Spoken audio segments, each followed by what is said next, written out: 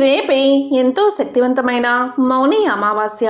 మౌని అమావాస్యని చొల్లంగి అమావాస్య అని పిలుస్తారు. ఈ అమావాస్య శుక్రవారంతో కలిసి వచ్చింది. లక్ష్మీదేవికి శూన్యతిథులైన పౌర్ణమి అమావాస్యలంటే ఎంతో ఇష్టం. అలాగే అమ్మవారికి శుక్రవారము అంటే చాలా ఇష్టం. కాబట్టి ఈ రెండూ కలిసిన ఈ విశేషమైన రోజు సాయంత్రం 6 నుంచి 9 గంటల మధ్య మీ ఇంట్లో పూజా గృహంలో లక్ష్మీదేవి ఫోటో ముందు ఈ ఆకుపై దీపాన్ని వెలిగించండి. ఇలా చేస్తే చాలు, దరిద్రం తొలగి రాజయోగం పడుతుంది, అష్టైశ్వర్యాలు కలుగుతాయి. మరి శుక్రవారంతో కలిసి వచ్చిన ఈ మౌని అమావాస్య రోజు ఏ దీపాన్ని వెలిగిస్తే తిరుగులేని రాజయోగం పడుతుందో ఇప్పుడు ఈ వీడియోలో తెలుసుకుందాం. పుష్యమాసంలో బహుళపక్షంలో వచ్చే అమావాస్యని మౌని అమావాస్య లేదా చొల్లంగి అమావాస్య అంటారు. మౌని అమావాస్య రోజు గంగానది అమృతంగా మారుతుందట. అందుకే ఈరోజు ప్రతి ఒక్కరూ గంగా స్నానం చేస్తారు. ఈరోజు వారణాసిలో జనం గంగానది స్నానానికి పోటెత్తుతారు. ఈరోజు గంగానదిలో స్నానమాచరించిన వారి సకల దరిద్రాలు తొలగిపోతాయి, సకల పాపాలు పటాపంచలు అవుతాయి. గంగానది దగ్గరలో లేనివారు సమీపంలో ఉన్న నదిలో లేదా చెరువులో లేదా బావిలో గంగాదేవిని తలుచుకుని ఆ నీటితో పవిత్ర స్నానాన్ని ఆచరించాలి. ఈరోజు స్నానానికి అంతటి విశేషం ఉంది. ఇలా గంగానదిలో అమావాస్య రోజు స్నానం చేస్తే సకల దోషాలు పాపాలు నశిస్తాయి. ఈరోజు పవిత్ర గంగానది మీకు అందుబాటులో లేకున్నా ఇలా చేసిన అంతటి పుణ్యం మీకు లభిస్తుంది. మరి ఏం చెయ్యాలి అంటే ఈరోజు మీకు అందుబాటులో ఉన్న నీటితో స్నానం చేసే సమయంలో ఈ శ్లోకాన్ని మనసులో చదువుతూ స్నానం చేస్తే చాలు. గంగానదిలో స్నానం చేసిన పుణ్యంతో పాటు అన్ని పుణ్యనదుల్లో స్నానం చేసిన ఫలితం మీకు కలుగుతుంది. ఆ శ్లోకం వచ్చేసి గంగే చ యమునే చైవ గోదావరి సరస్వతి నర్మదే సింధు కావేరి జలేస్మిన్ సన్నిధం కురు. ఈ శ్లోకం పఠించి స్నానం చేస్తే చాలు, అన్ని పుణ్యనదుల్లో స్నానం చేసిన మహాఫలితం మీకు దక్కుతుంది. ఈరోజు మౌనంగా ఉంటే చాలా మంచిది. ఈరోజు సాధువులు మౌనంగా ఉంటారు. ఇది జ్ఞానాన్ని నిద్రలేపే చర్యగా భావిస్తారు. మౌని అమావాస్య రోజు కాకికి అన్నం పెడితే శనిదేవుడు మిమ్మల్ని దీవిస్తాడు. మీ జీవితంలో సకల శుభాలు కలుగుతాయి. ఈరోజు కుక్కకు అన్నం పెట్టడం కూడా చాలా మంచిది. ఈరోజు ఇంటి యజమాని నదిలో స్నానాన్ని ఆచరించి నల్ల నువ్వులను నీళ్లలో వేసి పితృదేవతలకు తర్పణాలు విడిచిపెడితే పితృదేవతలు 21 తరాల పాటు స్వర్గంలో ఉంటారని పురాణాలు చెబుతున్నాయి. మీ జాతకంలో పితృదోషం పితృశాపం ఉంటే ఈ మౌని అమావాస్య రోజు ఇలా చేస్తే చాలు, పితృదేవతల ఆశీర్వాదం మీకు లభిస్తుంది. అదేవిధంగా మౌని అమావాస్య రోజు ఇలా చేస్తే మీ జీవితమే మారిపోతుంది. నీలం రంగు ఉన్న దారాన్ని మగవారు కుడి చేతికి ఆడవారు ఎడమ చేతికి కట్టుకుని మీకు దగ్గరలో ఉన్న శివాలయంలో 27 ప్రదక్షిణలు చేసి ధ్వజస్తంభం దగ్గర దీపం పెడితే చాలు. అలాంటి వారికి అదృష్టం పడుతుంది. వారు పట్టిందల్లా బంగారమే అవుతుంది. వారు పడిన కష్టాలన్నీ తొలగి అంతా మంచే జరుగుతుందని పరిహార శాస్త్రంలో వివరించడం జరిగింది. మౌని అమావాస్య లక్ష్మీదేవికి ఎంతో ప్రీతికరమైన రోజు. పైగా ఈ సంవత్సరం అంటే 2024వ సంవత్సరం ఈ మౌని అమావాస్య శుక్రవారంతో కలిసి వచ్చింది. ఇక ఈరోజు ఉదయం సాయంత్రం స్నానం చేసే నీటిలో చిటికెడు కల్లుప్పు అంటే సముద్రపు వేసుకుని స్నానం చేయాలి.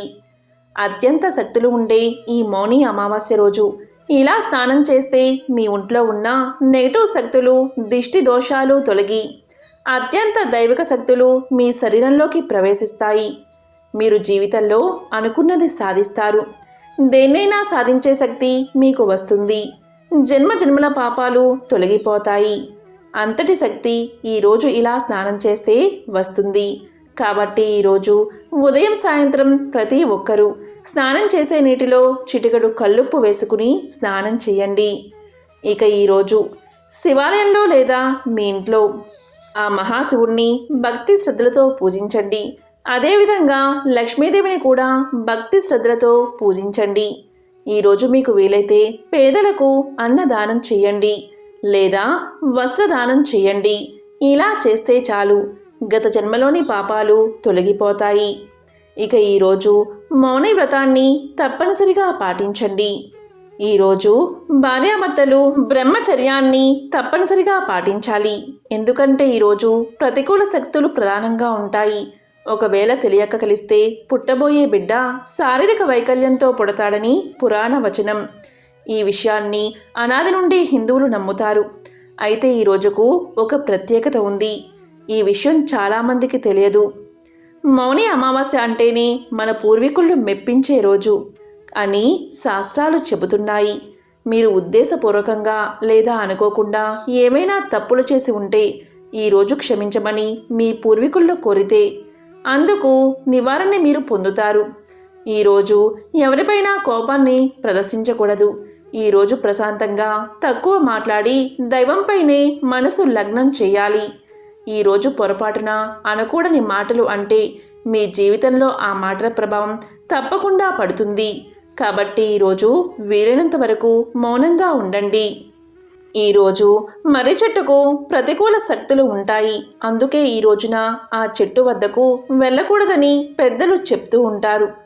ఇక ఈ అద్భుతమైన మౌని అమావాస్య రోజు మీరు ఏమీ చేయకపోయినా సరే సాయంత్రం 6 నుంచి 9 గంటల మధ్య మీ ఇంట్లో లక్ష్మీదేవి ఫోటో ముందు గుప్పెడు వేపాకులు పెట్టి దానిపై ప్రమిదలు అంటే మట్టి ప్రమిదలు ఒకదానిపై ఒకటి ఉంచి నువ్వుల నూనె పోసి 3 వత్తులు విడివిడిగా వేసి దీపాన్ని వెలిగించండి.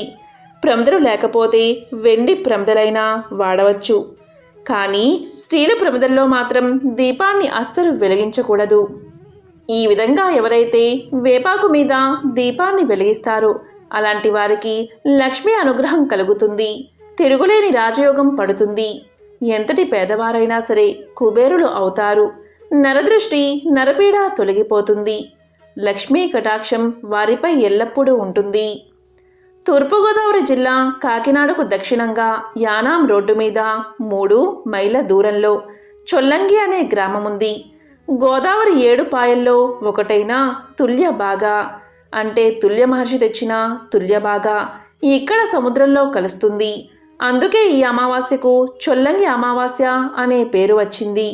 ఈ చొల్లంగి అమావాస్య రోజు నుంచి నదీ స్నానాలు చేస్తారు.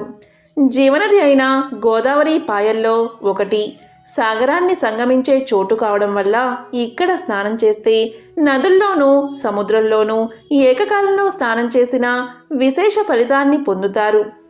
ఈరోజు జీవనది గోదావరి సముద్రంలో కలిసే చోట స్నానాన్ని ఆచరించి పితృతర్పణం గావిస్తే వారి పితరులు 21 తరాల వారు నరకలోక వేతనాల నుండి విముక్తి పొందుతారు.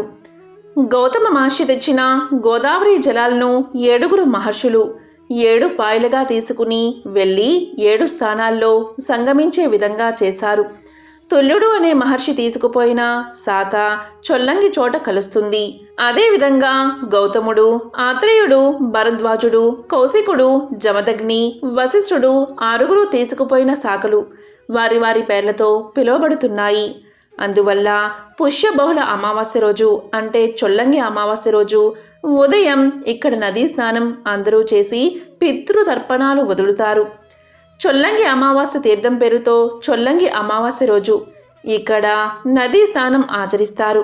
ఈరోజు ఇలా చేస్తే వారు మరియు వారి పూర్వీకుల పాపాలు నశించి కోటి జన్మల మహాపుణ్యం కలుగుతుందని పురాణ వాక్కు. అసలు మౌని అమావాస్య లేదా చొల్లంగి అమావాస్య అనేది నదీ స్నానాలకు పెట్టింది పేరు. ఈరోజు ఉదయం నుంచి అమావాస్య గడియల్లో ఏ నదిలో అయినా నదీ స్నానం చేస్తే సకల పాపాలు తొలగి మహాపుణ్యం వస్తుంది. మనకు విష్ణు సహస్రనామంలో ఉండే ఒక నామాన్ని నిరూపించడానికి విష్ణుమూర్తి భూమి మీద వైద్య వీర రాఘవస్వామి అనే రూపంతో అవతరించిన అద్భుతమైన దినం ఈరోజు. అలాగే ఈ రోజుకు ఉన్న ప్రత్యేకత ఏంటి అంటే రోగహరణ శక్తి. మనలో ఎవరికైనా రోగాలు ఏడిపిస్తూ ఉంటే ఈరోజు వైద్యవీర రాఘవస్వామిని ఒక 3 పనులతో ఆరాధించగలిగితే ఆ రోగాలన్నీ మటుమాయమైపోతాయి. అంతటి శక్తి ఈ రోజుకు ఉంటుంది. మరి ఈరోజు మనం ఆచరించవలసిన ఆ 3 పద్ధతులు ఏంటి అంటే వైద్య వీర రాఘవస్వామి ఫోటోను తెచ్చుకుని ఈరోజు మనం తప్పనిసరిగా ఆ స్వామిని ఆరాధించాలి. మొట్టమొదట దీపాన్ని వెలిగించాలి. అది ఎలా అంటే బియ్యపిండి పంచదారను పొడిగా చేసి దాంట్లో యాలకుల పొడి కలిపి ఒక చిన్న పల్లెంలో వేసి దాన్ని ప్రమిదలాగా ఒత్తుకుని అందులో ఆవు నెయ్యి వేసి దీపాన్ని వెలిగించాలి. ఇది మొట్టమొదటి పద్ధతి. ఆ తరువాత ఇంట్లో ఎవరికైనా సరే అనారోగ్య సమస్యలు ఉంటే వారికి వెండితో ఒక కడియం చేయించండి. తరువాత స్వామి ముందు కూర్చుని సంకల్పం చేసుకుని, స్వామి నీ దయవల్ల ఈ వ్యాధి తగ్గి మాకు తిరిగి ఆరోగ్యం బాగుంటే తిరువల్లూరు వచ్చి నీ దర్శనం చేసుకుంటా. ఈ వెండి కడియను అక్కడ హుండీలో వేస్తాము అని సంకల్పం చేసుకుని అప్పుడు స్వామికి పూజ చేయండి. మామూలు ప్రతిరోజు ఎలా పూజ చేస్తామో అలాగే చేయండి.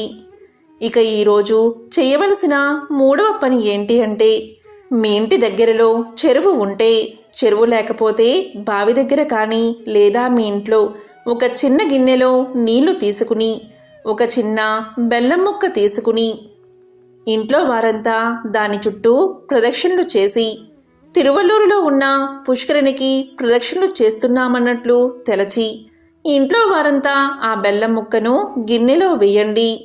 తరువాత స్వామిని ఆరాధించండి. ఈరోజు పూజ అంతా పూర్తయ్యాక దీపం కొండెక్కాక ఆ ప్రసాదం అంతటిని కలిపి అంటే బియ్యపిండి పంచదార యాలకుల పొడితో కూడిన దాన్ని నెయ్యితో చిన్న చిన్న ఉండలుగా చేసి ఇంట్లో వారందరూ స్వీకరించండి.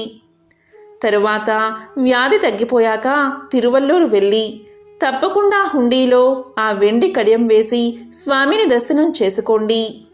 ఈ రకంగా చేసి దీర్ఘకాలిక వ్యాధుల నుండి బయటపడిన వారు లక్షల్లో ఉన్నారు. అంతటి శక్తివంతమైన విష్ణుమూర్తి స్వరూపం ఈ వైద్య వీర రాఘవస్వామి యొక్క అవతారం. ఈ తిరువల్లూరు చెన్నైకి దగ్గరగా ఒక 40 కిలోమీటర్ల దూరంలో ఉంది.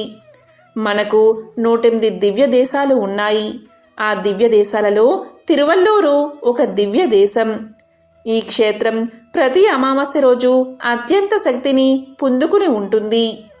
ఈరోజు అక్కడకు వేల మంది జనమొస్తారు. ఇక అమావాస్య రోజు ఈ క్షేత్రం పరిపూర్ణమైన శక్తిని పొంది ఉంటుంది. అక్కడకు వెళ్ళి దర్శనం చేసుకుంటే ఎటువంటి రోగాలైనా మటుమాయమవుతాయట. ఇక్కడ హృద్ పాపనాశిని అనే పుష్కరిణి ఉంది. ఈ పుష్కరిణిలో ఒక బెల్లం ముక్క వేసి స్వామికి నమస్కారం చేసుకుంటారు. ఈ పుష్కరిణి యొక్క గొప్పతనం ఏంటి అంటే, ఇది ఎప్పటినుంచో ఉన్న దివ్య పుష్కరిణి. దక్ష యజ్ఞం కథలో పరమేశ్వరుడు వీరభద్రుని స్వరూపంలో వచ్చి దక్షుణ్ణి సంహరిస్తాడు. ఆ తరువాత స్వామి చింతాక్రాంతుడు అవుతాడు. ఎందుకంటే దక్షుడు బ్రహ్మ మానస పుత్రుడు. బ్రహ్మహత్యా దోషం ఉంటుంది కాబట్టి స్వామి చింతాక్రాంతుడు అవుతాడు. స్వామి అలా బాధపడుతూ ఉండగా ఆకాశవాణి ఇలా పలుకుతుంది, స్వామి మీరు హృద్ పాపనాశనానికి వెళ్ళి స్నానం చెయ్యండి, మీకు ఊరట కలుగుతుంది అని పలుకుతుంది. అప్పుడు పరమేశ్వరుడు వీరభద్రుడి స్వరూపంలో వచ్చి స్నానం చేసిన అపురూపమైన సరస్సు ఇది. ఈ ఆలయంలో తూర్పువైపు వీరభద్రుడి ఆలయం ఉంటుంది. ఆ మహాశివుడు వీరభద్రుని స్వరూపంలో ఇక్కడకు వచ్చి స్నానం చేశాక ఆయన చింతలన్నీ తీరిపోతాయి. అదేవిధంగా మానసికమైన వ్యాధులు ఉన్నా శారీరకమైన వ్యాధులు ఉన్నా అక్కడకు వెళ్ళి స్నానం చేస్తే తప్పక అన్ని వ్యాధులు తగ్గుతాయి. అది ఆ తీర్థం యొక్క గొప్పతనం. అలాగే ఇక్కడి క్షేత్రంలో విష్ణుమూర్తి ఒక లీలా నాటకం ఆడారు. అదేంటి అంటే, బదరికాశ్రమంలో శాలిహోత్రుడు అనే ఒక మహర్షి ఉండేవాడు.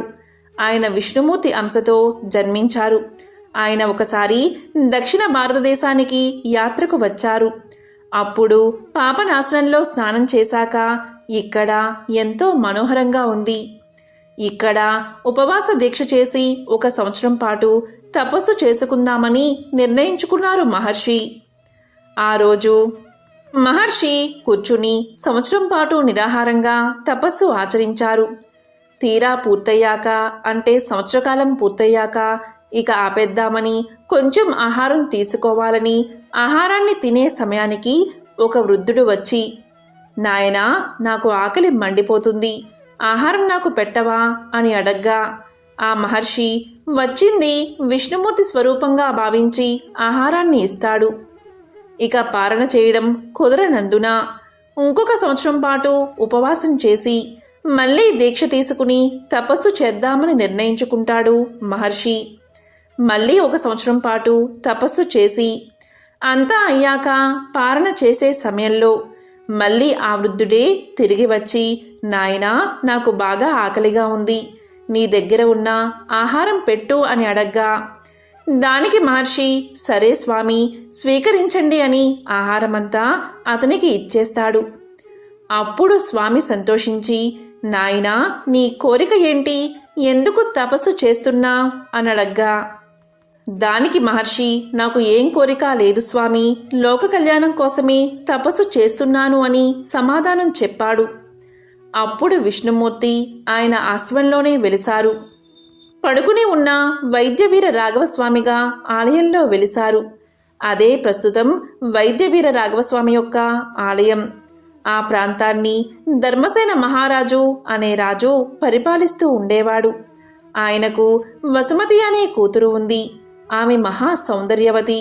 ఒకసారి చిలికత్తెలతో ఆ దేవాలయం యొక్క పుష్కరుని దగ్గరకు ఆమె వచ్చినప్పుడు అక్కడ ఒక రాజకుమారుడు కనిపిస్తాడు.